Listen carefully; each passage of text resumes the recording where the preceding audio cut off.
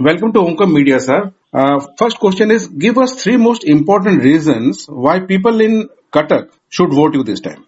Well, the first most important reason is that I represent Biju Janata Dal and the Sangha Chinha, both of which have repeatedly performed and delivered welfare-centric, progressive policies for the citizens of Odisha and thereby for citizens of Cuttack parliamentary constituency. Second reason is that if development, employment, economy are the key issues, my personal global experience, multi-sector experience, business, non-business, non-profit, educational and social sector experience brings a package of skills and background that would be relevant for Cuttack constituency.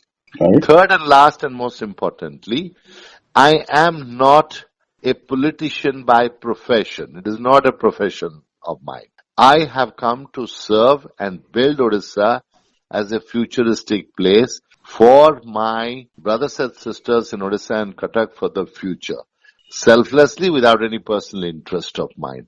And therefore, not being a conventional politician, I bring something extremely different and new to the voters of Cuttack parliamentary constituency. What is your biggest challenge that you're facing in this election campaign? Because as you said, you are not a typical politician. So what is your biggest challenge that you're facing? The biggest challenge is it's a large constituency and for me to reach out to as many individuals, groups, sections, villages, panchayats, jilla parishads, different stakeholders in the constituency. How can I reach all of them personally is the biggest challenge of mine, and time management associated with that is the biggest challenge. Three most important changes that you would like to bring in your constituency if voted to power. Well, three important changes that I would like to bring is a more active process of consultation with the stakeholders and the voters to identify the priorities on which the elected representatives, in this case me being a member of parliament, that I should focus on. Number two, I have heard from everybody that one expectation is that the MP needs to be visible and available to hear and address people's issues, and so that I got to figure it out, a very smart mechanism of being visible, available, accessible to the electorate. That's the second fundamental change. And the third fundamental change is whatever is committed is delivered through collaborative action between the MP, the member of Legislative Assembly, the collector, the mayor, or the Jilla Parishad, that the case may be, so that people are on the same platform to deliver solutions to people's problems and to meet their aspirations. What do you think is your biggest strength, sir, that makes you believe that you will win this election? My biggest strength is my authenticity and the genuineness of my desire to do a big difference to the people of Odisha and my constituents in parliamentary constituency of Cuttack.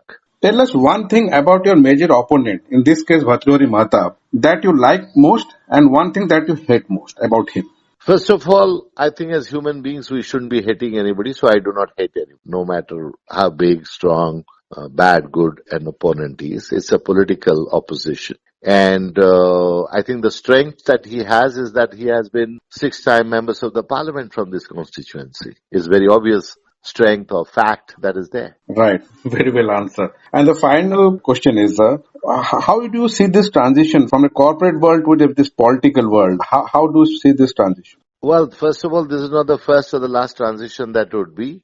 As I've said in public, Ronald Reagan transitioned from being a film star to being president of the United States. Michael Bloomberg transitioned from being a publisher to being governor of New York. Arnold Schwarzenegger from being a film actor, immigrant, to being California governor. Sasi Tharoor from United Nations to being Kerala of Thiruvananthapuram. There have been judges, bureaucrats, many others who have transitioned from their original field of specialization to the world of politics, electoral politics, policy making, whatever.